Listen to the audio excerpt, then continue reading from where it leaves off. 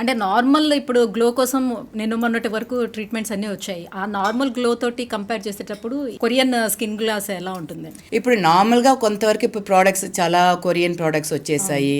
దాని కొంతవరకు మనం డిఫరెన్స్ తీసుకురావచ్చు. అయితే అదేలాగా స్కిన్ తీసుకురావాలంటే జెనెటికల్గా కొంతవరకు ఆ కలర్ అనేది తీసుకురావటం కష్టంగా ఉంటుంది. అయితే ఆ పోర్లెస్గా, ట్రాన్స్లూజెంట్గా, ఫర్మింగ్గా, ఇవన్నీ హైడ్రేటెడ్గా తీసుకురావటం ఇప్పుడుండే మెషినరీస్లో కుదురుతుంది. ఈవెన్ అది 6 months వన్స్ కూడా మనం తీసుకోవచ్చు. దాని తర్వాత మెయింటెనెన్స్ అనేది ఉంటుంది. ఇవాళ ఒక రోజు వచ్చి అయితే ఒక 4 to 5 hours అనేది ట్రీట్మెంట్ అనేది ఉంటుంది. దానికి ముందల వచ్చి టెస్టింగ్, డయాగ్నోసిస్ అనేది మెయిన్ అన్నమాట. ఆ డయాగ్నోసిస్లో ఏమేమి ఉన్నాయి, ఏమేమి ప్రాబ్లమ్స్ ఉన్నాయి, పోజ్ కూడా ఎంత పెద్ద పోజ్ ఉంది, చిన్న సైజ్ ఉందా, పెద్ద సైజ్ పోజ్ ఎంత ఉన్నాయి, ఇవన్నీ కూడా దాంట్లో తెలుసుకోవచ్చు.